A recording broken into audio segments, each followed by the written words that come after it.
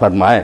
ایک تو یہ ہے کہ محرم کے مہینے کا حضرت امام حسین کی شہادت سے پہلے کیا حکم تھا حضور صلی اللہ علیہ وسلم کے؟ صلی اللہ علیہ وسلم کیا تھے جی 10 محرم کو سنا کہ پہلے ہی بہت فضیلت تھی، ہاں تو ہمیں کس طرح اس کو گزارنا چاہیے؟ نمبر ایک بس اس کو پڑھ گیا بالکل ٹھیک ہے۔ مہینے تو دیکھیں نا 12 ہی اللہ کے، مگر محرم کو حضور نے یہ اہمیت دی، پہلے اشاعت کا واقعہ 60 سال بعد پیش آیا۔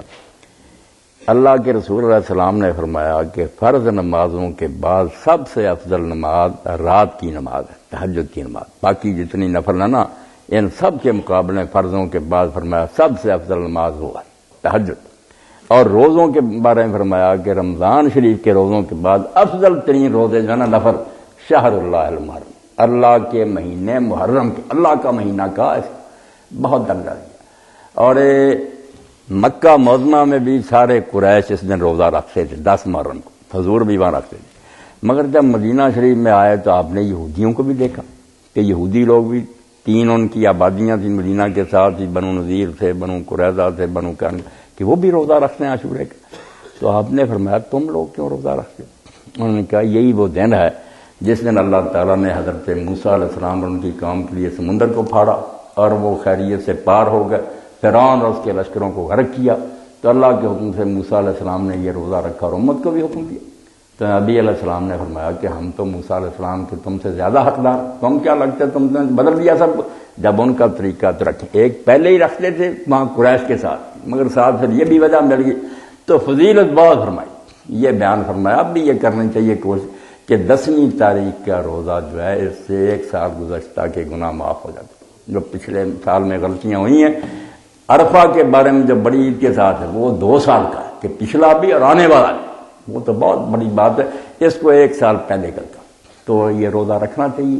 اور اللہ کے رسول نے یہ خواہش بھی ظاہر کی کہ اگر اگلے سال میں زندہ رہا تو 9 کا بھی رکھوں گا، مگر وفات ہوگی تو 9 10 کا رکھ لے، بالکل بہت اجر ہے۔ یہ پہلے سے چلا آتا تھا رکھا، مگر بعد میں پھر امام حسین علیہ السلام کی شہادت بھی ہو گئی، بہت سانحہ بڑا عظیم صدمہ۔ اب اس صدمے کے عظیم ہونے کی اس سے بڑی گواہی کیا کہ جب اللہ کے رسول کو خبر دی گئی اس کی، یہ اللہ کا مخفی علم جو اپنے انبیاء کو بتاتا کہ اللہ کے رسول حجرے میں تھے، حسین رضی اللہ تعالیٰ چھاتی پر کھیل رہے تھے، آپ کی زوجہ محترمہ اندر گئی، حضرت ام سلمہ دیکھا کہ حضور تو رو رہے، ٹپ ٹپ آنسو گر رہے تھے۔ تو پوچھا اللہ کے رسول آپ رو رہے، بچہ کھیل رہا؟ تو فرمایا ابھی ایک فرشتہ میرے پاس سے اٹھ کر گیا ہے جو جب سے زمین و آسمان بنے ہیں کبھی زمین پر نہیں آیا، مگر یہ اللہ کے ہاں اتنا بڑا سانحہ ہے کہ اس کی اطلاع کے لیے خصوصی کاسد آیا۔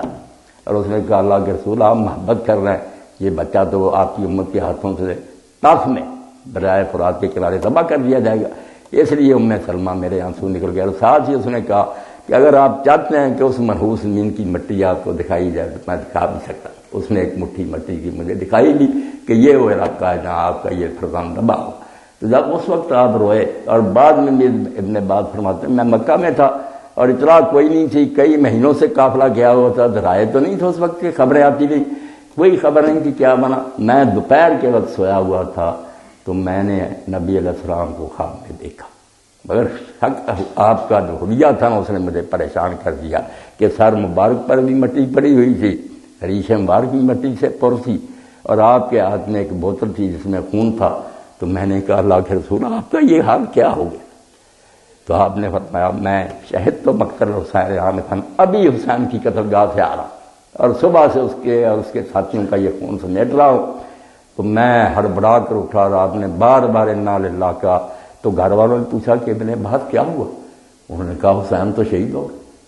انہوں نے کہا آپ کو کیا خبر؟ انہوں نے کہا یار میں نے رسول اللہ کو ابھی دیکھا، اس حلیہ میں دیکھا اور نوٹ کر لیا اس وقت۔ اب حدیث پاک میں آتا کہ جب قافلہ بیچارہ لٹا پھٹا کئی مہینے بعد آیا، عین وہی وقت تھا دوپہر کا جب ابن عباس یہ خواب دیکھ رہے تھے، اس وقت حضور پر یہ گزر رہی تھی۔